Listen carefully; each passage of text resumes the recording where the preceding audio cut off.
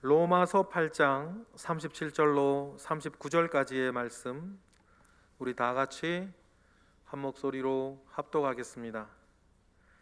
그러나 이 모든 일에 우리를 사랑하시는 이로 말미암아 우리가 넉넉히 이기느니라. 내가 확신하노니 사망이나 생명이나 천사들이나 권세자들이나 현재일이나 장래일이나 능력이나 높음이나 깊음이나 다른 어떤 피조물이라도 우리를 우리 주 그리스도 예수 안에 있는 하나님의 사랑에서 끊을 수 없으리라. 아멘. 더도 말고 덜도 말고 오늘 찬양과 같은 삶을 여러분 살아가시기를 바랍니다. 주님 계시는데 뭐가 문제겠습니까? 우리 주님과 더불어서 멋지게 비상하시는 저와 여러분 되시기를 주님의 이름으로 축복합니다. 우리가 정말 잊지 말아야 하는 것은 적어 놓습니다. 요즘은 핸드폰에 메모를 하기도 하지만 예전에는 수첩에 많이 적어 놨었고, 급한데 종이 수첩이 없으면 달력 조각이라도 찢어가지고 적었던 기억이 있습니다. 잊지 말아야 하고 중요한데 종이마저 없으면 최후에 등장하는 것이 여러분 손바닥이었죠. 손바닥에 적어야 할 만큼 여러분 중요하고 급한 일이 우리에게 있었습니다. 그리고 손바닥에 적어 놓으면 또 편해요. 찾지 않아도 늘 볼 수 있기 때문이죠. 그만큼 중요한 일이었습니다. 그런데 하나님께 여러분은 손바닥에 적고 있어야 할 만큼 중요한 분들이세요. 하나님은 여러분을 자신의 손바닥에 적어놓고 눈앞에 두고 항상 기억하고 계십니다. 하나님께서 이사야에게 이렇게 말씀하셨죠. 이사야 49장 16절 시작. 내가 너를 내 손바닥에 새겼고 너의 성벽이 항상 내 앞에 있나니. 적으면 지워질까? 손바닥에 너의 이름을 새겨놓았다. 이렇게 말씀하십니다. 절대로 너를 잊지 않고 절대로 너를 포기하지 않겠다라고 하는 하나님의 결심이에요. 여러분, 이 사실을 믿고 힘을 내시기 바랍니다. 하나님은 결코 여러분을 포기하지 않으시고 여러분을 잊지도 않으십니다. 여러분은 하나님의 족속, 그의 거룩한 백성이기 때문입니다. 세상은 주인이 노예의 몸에 자기 이름을 새겨넣습니다. 어릴 적 제가 초등학교 2학년 때로 기억하는데 TV에서 충격적인 장면을 봤습니다. 그 화면의 잔상이 며칠 몇 밤을 제 머리에서 떠나지 않을 정도로 충격적이었어요.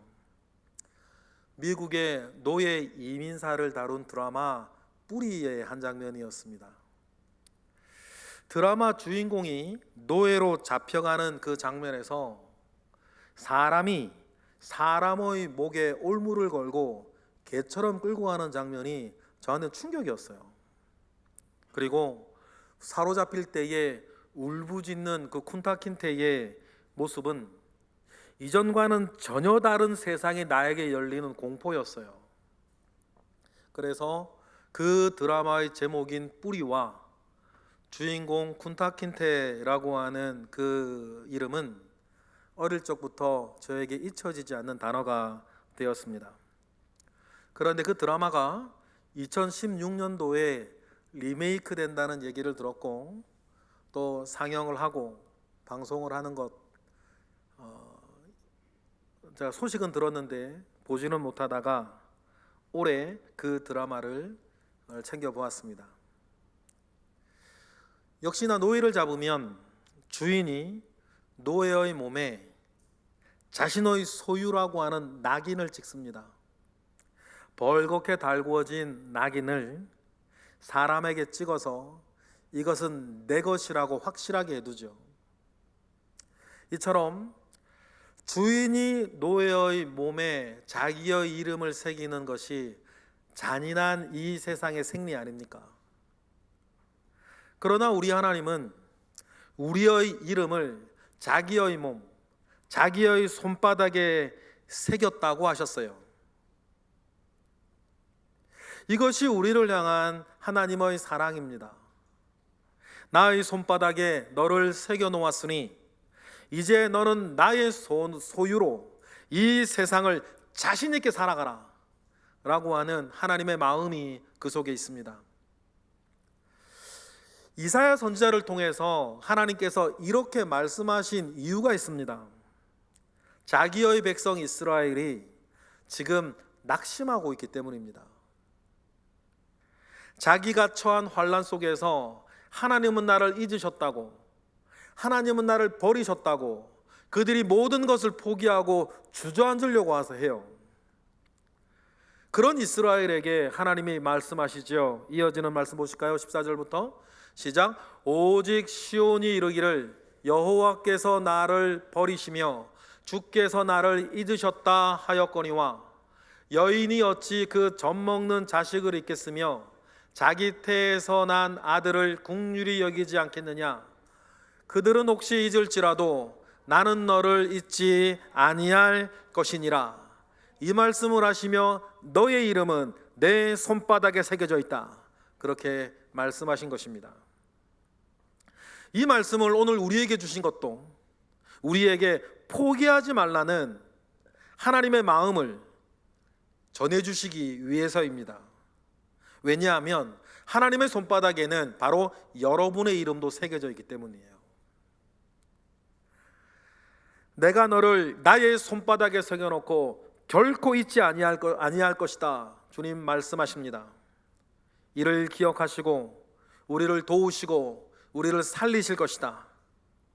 우리를 향한 변하지 아니하는 하나님의 사랑이 있다. 여러분, 이 사실을 꼭 기억하시기를 바랍니다. 이러한 하나님의 사랑이 가장 확실하게 드러난 것이 이 땅에 오신 예수님이셨어요. 그리고 우리를 살리기 위해서 자기의 하나밖에 없는 아들 예수를 죽이신 것이었습니다. 여러분, 우리를 향한 하나님이 가진 사랑의 크기는 이런 것이었어요. 요한일서 4장 9절에 보니까 다 같이 하나님의 사랑이 우리에게 이렇게 나타난 바 되었으니 하나님이 자기의 독생자를 세상에 보내심은 그로 말미암아 우리를 살리려 하심이라. 아들을 제물로 바쳐 우리를 살리신 하나님의 사랑을 우리는 지금도 덧입고 있는 것입니다. 그래 놓고서는 하나님께서 다른 일로 여러분을 포기하시겠습니까? 그랬던 하나님께서 다른 이유로 여러분들을 잊으시겠어요? 여러분, 그런 일은 결코 일어나지 않습니다. 요한일서 4장 10절 다 같이 사랑은 여기 있으니 우리가 하나님을 사랑한 것이 아니요 하나님이 우리를 사랑하사 우리 죄를 속하기 위하여 화목제물로 그 아들을 보내셨음이라. 믿으셨으면 아멘 하시기 바랍니다.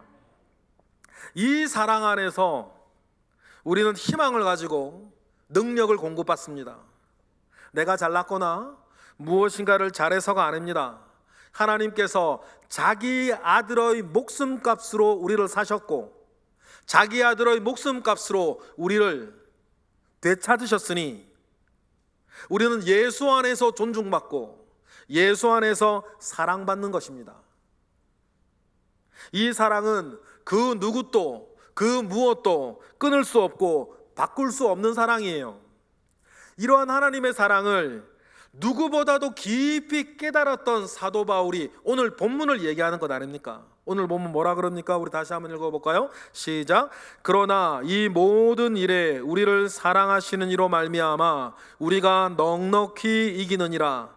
내가 확신하노니 사망이나 생명이나 천사들이나 권세자들이나 현재일이나 장래일이나 능력이나 높음이나 깊음이나 다른 아무 피조물이라도 우리를 우리 주 그리스도 예수 안에 있는 하나님의 사랑에서 끊을 수 없으리라. 믿으시면 아멘 하세요. 이 사랑이 지금 저와 여러분에게 지금 있는 것 아닙니까? 그래서 우리는 든든합니다. 그래서 우리는 안전해요. 그래서 우리는 우리의 어떤 흉엄함에도 불구하고 어려움에도 어리석음에도 불구하고 하나님께로 돌아가면 됩니다. 진심으로 하나님께 돌아가기만 하면 되는 거예요. 이러한 돌이킴의 은혜, 회개의 은혜가 저와 여러분에게 언제나 필요할 때마다 있기를 원해요. 이러한 돌이킴의 은혜가 우리에게 주어지는 길은 크게 세 가지 정도가 있을 거예요. 첫 번째 뭘까요? 고난이에요. 우리는 고난을 통해서 욕심과 죄를 내려놓고 주님께 돌아옵니다. 고난이 찾아왔을 때에 더욱 그 문제에 집중하는 사람들이 있어요. 그래서 그 문제에 집중하여서 원인이 되었던 사람에 대해서 원망과 악심과 악담을 늘어놓는 사람들이 있습니다. 아직 하나님께로 돌아올 준비가 안 된 사람들이에요. 고난을 통해서라도 하나님께 돌아오는 회개의 은혜를 입는 사람들은 공통점이 있어요. 자기부터 돌아보는 거예요. 뉘우치고 용서를 구하는 사람이 됩니다. 이런 사람에게는 시간이 좀 더 가더라도 고난은 축복이 되는 사람들이에요. 두 번째, 깨달음을 통해서 돌이킴의 은혜를 받습니다. 큐티를 하거나 설교를 들으며 하나님의 말씀이 그에게 역사하기 시작합니다. 교훈과 책망과 바르게 함과 의로 교육하는 일이 그 사람 가슴 속에서 일어나요. 하나님의 다림줄이 그의 마음과 생각에 드리워집니다. 말씀의 다림줄이 드리워지니 그동안 잘하는 줄 알았고 잘 사는 줄 알았고 괜찮은 줄 알았는데 하나님의 말씀의 다림줄이 드리워지니 나의 삐뚤어진 마음과 삐뚤어진 생각이, 잘못된 삶이 보이는 거예요. 여러분, 이 보이는 것이 은혜예요. 그것이 보여야 회복하고 그것이 보여야 더 좋은 사람이 되기 때문이에요. 안 보이면 그 자리인 거예요. 안 보이면 그냥 그 자리에 멈추어 있는 거죠. 그래서 여러분, 그것이 보이는 것이 은혜입니다. 회복의 은혜는 언제나 회개와 돌이킴의 관문을 통해서 우리에게 주어진다는 사실들을 꼭 명심하시기를 원해요. 다른 길은 없어요.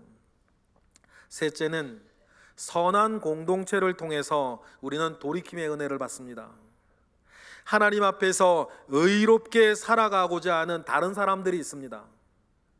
자신이 무엇을 하며 살아야 하는지 삶의 의미를 그 사람들과 함께하며 깨달을 수가 있어요. 이러한 일이 일어나는 함께하는 생활을 성도의 교제라 그렇게 부릅니다. 그래서 우리에게는 교회 공동체가 중요하고 지도하는 우리 목사님이 중요하고 함께 신앙생활하는 다른 지체들이 중요해요. 그래서 우리가 사도신경을 외울 때에 나는 거룩한 공교회를 믿습니다, 성도의 교제를 믿습니다 라고 고백하는 이유가 여기에 있는 것입니다. 그러니 여러분, 우리는 지금 내가 누구와 함께하고 있고 나와 함께 기도하는 사람이 있는가? 어떤 사람들의 영향을 나는 지금 받고 있는지 여러분, 우리 늘 체크하셔야 돼요. 그리고 여러분은 반드시 의인의 회중 가운데 있으셔야 합니다. 그 안에서 더욱 지혜롭고 더욱 능력 있고 더욱 의롭게 우리는 살아갈 수 있기 때문이에요. 우리는 고난이나 깨달음이나 선한 공동체를 통해서 돌이킴의 은혜를 받습니다. 돌이킴의 은혜는 나를 향한 하나님의 사랑을 깨닫고 그 사랑으로 돌아와 나를 치유하고 회복시키는 과정이에요. 돌아온 탕자처럼 말이죠.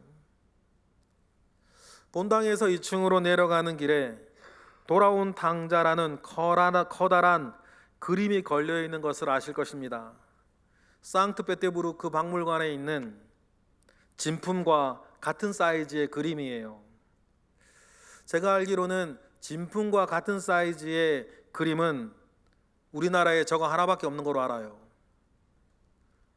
네덜란드를 대표하는 화가 렘브란트 반 레인의 그림입니다. 그의 돌아온 탕자는 개신교의 성화 중에서 가장 유명하고 위대한 걸작이죠. 그림을 그렸던 렘브란트 역시 고난을 통해서 선한 공동체로 돌아온 사람이었습니다. 렘브란트는 어릴 적에 학교를 그만두고 화가가 되기 위한 길을 났습니다. 좋은 스승을 만나 실력 있는 화가가 될 수 있었어요. 그의 작품들이 헤이그의 궁전에 걸리기 시작하면서 떼돈을 벌기 시작합니다. 젊은 나이에 화가로서 성공을 하죠. 하지만 너무 이른 성공이 그의 발목을 잡아요. 그는 방탕한 생활에 빠져들었고 결국 이것이 문제가 되어서 파산을 하고 맙니다. 너무 큰 집에서 호화롭게 살았기 때문이었죠. 경제적인 어려움 속에서 아내를 잃고 아들과 두 딸을 열병으로 잃어버려요. 결국 망한 인생이 된 겁니다. 감사한 것은 지독한 고난 속에서 그가 돌이킴의 은혜를 받았다는 거예요. 어릴 적 성공하고 돈 많이 벌기 전 찬양하고 예배하고 성경 읽으며 살았던 행복한 어린 시절을 기억해냅니다. 그리고 그 시절로 돌아가겠다고 하는 염치 없는 영적인 여행을 시작해요. 그리고 자신이 할 수 있는 가장 잘하는 일, 그림 그리는 일로 이 돌이킴의 은혜, 참회의 고백을 하게 됩니다. 그러면서 나온 세계적인 걸작이 돌아온 탕자예요. 전문가들은 렘브란트의 그림 그리는 화법을 키아로크로스 화법이라 그렇게 얘기를 해요. 이 화법은 미켈란젤로가 처음 사용해서 유명해진 화법이지만 구사하기가 어렵다고 해요. 왜냐하면 물감의 농도를 정밀하게 조절하여서 빛과 어두움, 선과 악을 대비하는 기법이었기 때문이죠. 그러나 빛의 화가라는 별명처럼 렘브란트는 이런 화법을 능수능란하게 구사할 수 있는 실력이 있었어요. 이렇게 그림을 그립니다. 큰 캔버스, 하얀 캔버스가 있으면 제일 먼저 아주 검은색으로 그 캔버스를 다 칠해요. 그리고 정밀하게 조절되어진 물감으로 하나하나 옅게 그림을 그려나가죠. 이 과정이 굉장히 어렵고 굉장히 오래 걸리는 일이에요. 그런데 검은색으로 도화지를 먼저 딱 칠해놓고 조금씩 밝게 칠해가는 과정이니까 그림에서 가장 밝은 곳은 가장 나중에 그린 것이고, 그림 하나하나 그릴 때부터 가장 밝은 곳엔 어떤 모양의 어떤 그림이 들어갈 것이라는 것을 염두에 두고 하나하나 덧칠해가는 거죠. 그리고 가장 밝은 부분에 그가 말하고 싶은 주제가 담겨 있어요. 그가 그린 탕자의 귀향을 한번 보십시다. 가장 밝은 곳에 렘브란트가 말하고 싶어하는 주제가 있습니다. 돌아온 아들을 가만히 안고 있는 아버지가 있어요. 가장 인자한 얼굴의 아버지는 고생 끝에 돌아온 아들을 위로하고 있습니다. 아버지의 붉고 큰 외투를 보세요. 입고 다니기에는 부담스러울 정도로 큰 외투예요. 크고 강렬한 붉은 외투는 우리를 용서하시는 예수 그리스도의 보혈을 말합니다.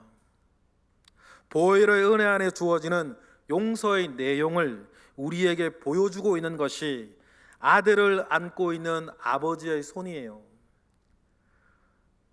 너무 멀리 있어서 여러분에게 어떻게 보이실지 모르겠는데 손을 가만히 보시면 하나는 여자 손이고 하나는 남자 손이에요.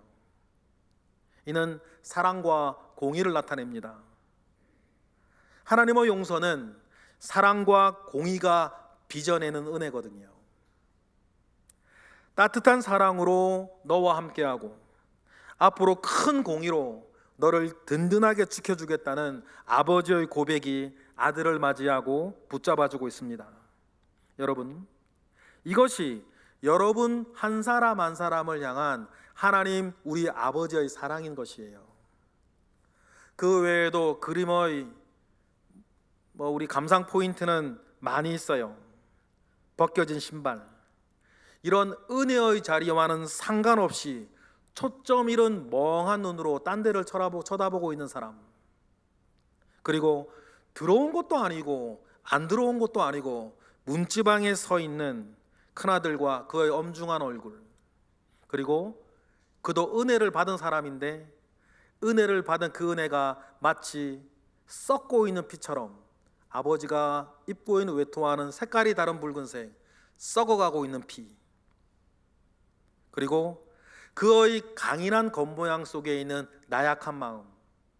그래서 문지방에 서 있는 큰아들의 손을 보면 두 손을 이렇게 포개고 있는데 겉손은 굉장히 우악스러운데 그 안에는 아기 손같이 여리고 여린 손이 그 속을 감싸고 있는 것도 감상의 포인트가 되겠죠. 돌아온 당자에서 렘브란트는 자기의 인생을 말하고 있습니다. 화가로서 성공하여 부자들의 초상화를 그려주며 떼돈을 벌며 승승장구했지만 세상 사는 재미에 믿음 다 팔아먹고 방탕하게 살다가 이제는 모든 것을 잃고 말았습니다. 사실 당자는 다른 사람이 아니라 렘브란트 자신이었죠. 돌아온 당자는 완성된 그림이 아닙니다. 63세의 일기로 죽은 렘브란트 자신이 하나님께 돌아오는 과정을 그리다가 미처 완성하지 못하고 죽은 그의 유작이죠. 하지만 우리는 다 못 그린 그림을 통해서 알 수 있는 것이 있습니다. 그림은 완성되지 못했지만 그의 믿음은 완성되어서 우리 아버지의 품에 안겨 있다는 사실이에요. 여러분이 돌아온 탕자의 그림이나 돌아온 탕자의 이야기를 통해서 확실히 알아야 하고 여러분이 확실히 믿어야 할 것이 있습니다. 그것은 여러분을 향한 우리 하나님 아버지의 변하지 않는 사랑, 아버지의 기다림이에요. 변하지 않을 사랑을 알기에 우리는 하나님을 믿을 수 있습니다. 그 사랑의 하나님을 신뢰하는 것입니다. 하나님을 신뢰하기에 그에게 돌아가는 믿음을 간직하고 돌아가는 믿음을 우리는 고백할 수 있는 거예요. 우리 교회 안에 잘 알려지지 않았지만 좋은 강의가 하나 있습니다. 새가족반 강의예요. 우리 교회를 등록하신 분들이 이수하는 과정입니다. 여기서 먼저 새신자와 새가족은 다른 개념이에요. 간혹 내가 교회를 다니고 신앙생활 한 지가 얼만데 초신자들이 듣는 강의를 들어야 하나 생각하는 분이 있을지 모르겠습니다. 아직 새신자, 새가족이라고 하는 개념이 잘 안 서 있기 때문이에요. 새신자는 말 그대로 처음 예수 믿기 시작한 분입니다. 그분에게는 복음부터 교회 생활 하나하나를 가르쳐야 할 거예요. 하지만 새가족은 다릅니다. 새가족은 기존에 신앙생활을 하시던 분이에요. 그런 분이 이런저런 사정으로 우리 교회에 등록하시면 새신자가 아니라 새가족이 되는 거죠. 새가족반 강의를 통해서 우리 교회와 한 가족이 되어지는 준비와 과정을 시작하는 것이 새가족반 강의예요. 새가족반 강의 중에 이런 내용이 있습니다. 큰 호수가 있어요. 얼어있는 호수입니다. 한 사람이 급한 일이 있어서 호수를 가로질러 가야 합니다. 하지만 호수의 얼음이 어떤 상태인지 정확하게 알 수가 없어요. 그래도 이 사람에게는 믿음이 있습니다. 나는 안전하게 건너갈 것이다 라고 하는 확실한 믿음이 이 사람에게 있습니다. 그래서 의심하지 않고 얼음 위를 성큼성큼 걸어갑니다. 이 사람이 무사히 건넜을까요? 다른 한 사람도 있습니다. 그 사람도 얼어붙은 호수를 건너가야 해요. 하지만 그에게는 믿음이 없습니다. 그래서 불안합니다. 얼음이 깨지면 어쩌나 염려를 합니다. 자신은 없고 확신도 없지만 그래도 건너가야 하니 의심하며 조심조심 걸어갑니다. 이 사람은 호수를 무사히 건너갔을까요? 두 사람 중에서 어떤 사람이 호수를 무사히 건너갔을까요? 그런데 여러분, 호수를 건너가는 데에 이 사람들의 믿음의 정도는 사실 중요하지 않아요. 이들에게는 길을 나서는 최소한의 믿음만 있으면 됩니다. 정말 중요한 것은 무엇입니까? 중요한 것은 믿음의 상태가 아니라 호수 얼음의 정도인 거예요.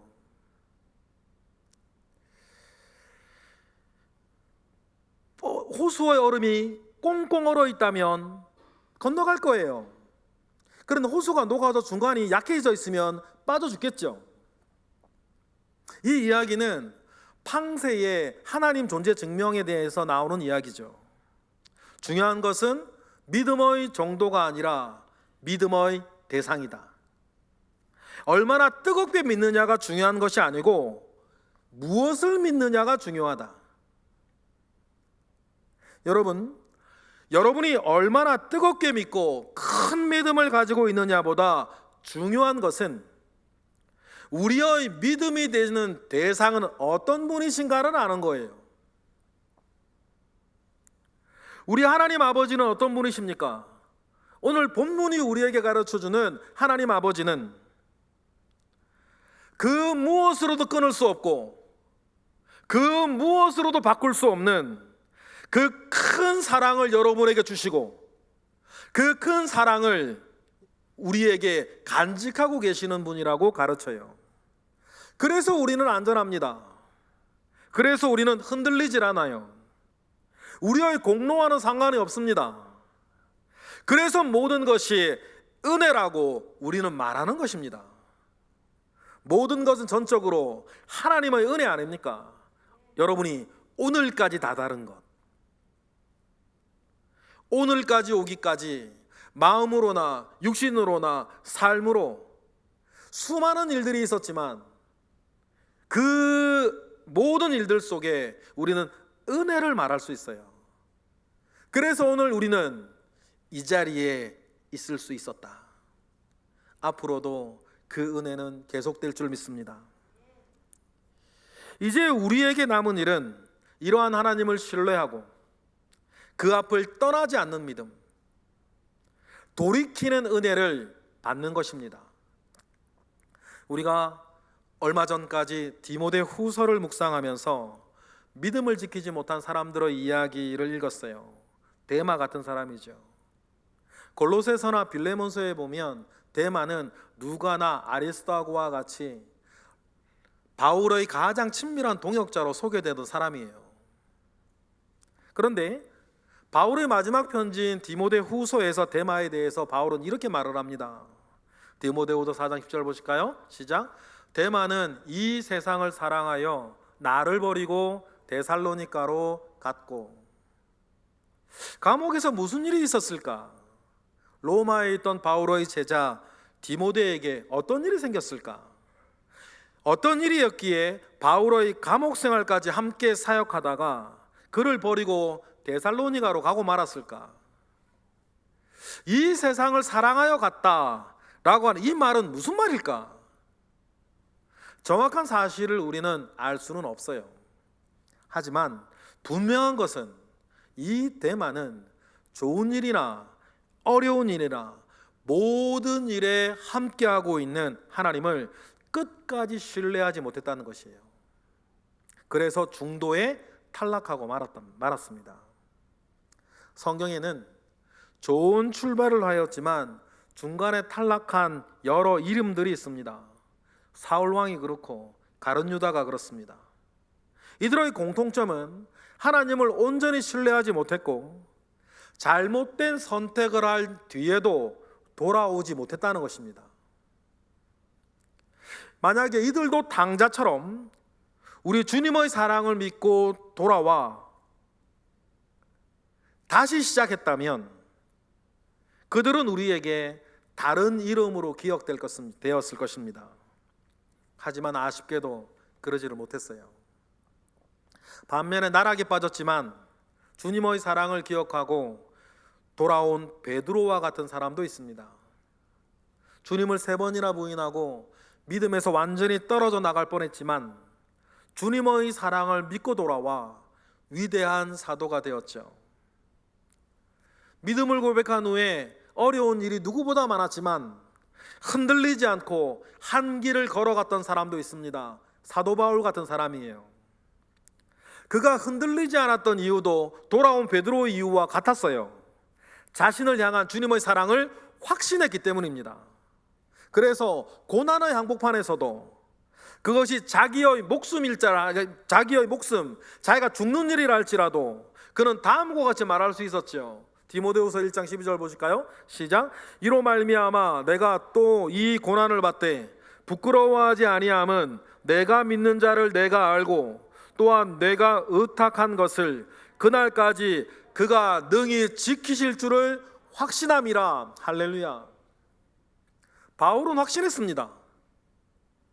자신의 이름이 하나님의 손바닥에 새겨져 있다는 것, 그 속에서 자기를 향한 하나님의 변하지 않는 사랑을 확신했어요. 바울은 상황이 아니라 하나님을 신뢰하였기에 할 수 있었던 믿음의 고백이었습니다. 바울에게는 자기에게 주어지는 일이 중요하지 않았어요. 그는 일을 신뢰하는 것이 아니라 하나님을 신뢰했거든요. 바울에게는 사람이 중요하지 않았습니다. 바울은 사람을 신뢰하는 것이 아니라 하나님을 신뢰했기 때문이에요. 하나님을 향한 이러한 신뢰 속에서 바울은 다음과 같이 말할 수도 있었습니다. 그의 일생을 요약한 말이기도 하고 죽음 앞에서도 평화를 누릴 수 있는 비결이기도 했어요. 그의 마지막 말이 뭡니까? 디모데후서 4장 6절에서 8절 시작. 전제와 같이 내가 벌써 부어지고 나의 떠날 시각이 가까웠도다. 나는 선한 싸움을 싸우고 나의 달려갈 길을 마치고 믿음을 지켰으니 이제 후로는 나를 위하여 의의 면류관이 예비되었으므로 주 곧 의로우신 재판장이 그날에 내게 주실 것이며 내게만 아니라 주의 나타나심을 사모하는 모든 자에게 도니라. 할렐루야. 이러한 고백 속에 자신의 생을 마감하였고 하나님은 그를 우리에게 믿음의 본으로 세워주셨습니다. 이러한 삶을 살고 이렇게 죽을 수 있었던 힘은 자신을 향한 하나님의 사랑을 알았기 때문이고 그 하나님의 사랑을 믿었기 때문입니다. 이 시간 여기에 모인 우리 모두를 생각합니다. 여러분 믿으십니까? 동일한 사랑이 여러분에게 있습니다. 그러면 우리의 몫은 뭡니까? 그 사랑 앞에 온전한 나의 믿음을 고백하는 것입니다. 그 믿음을 고백하면 여러분 우리는 일보다 하나님을 신뢰하게 되고 사람보다 하나님을 신뢰하면서 흔들리지 아니하는 삶을 살겠죠. 저나 여러분이 잘나서가 아니라 나를 사랑하시는 하나님이 나를 그렇게 붙잡아 주신다. 그 믿음 가운데 승리하시고 오늘도 이번 주도 멋지게 열어가시는 우리 모두가 되기를 주님의 이름으로 축복합니다. 기도하겠습니다. 할렐루야. 하나님 감사합니다. 아무것도 아닌 우리에게 이러한 놀라운 은혜를 주셨습니다. 이제 하나님의 그 사랑에 온전한 믿음을 고백하며 살게 하시고 성령으로 우리를 깨우치시고 성령으로 우리를 이끄사 온전한 믿음의 고백 안에 살아갈 수 있도록 이곳의 모든 예배자들을 붙잡아 주시고 이끌어 주시옵소서. 예수 그리스도의 이름으로 기도드렸나이다. 아멘.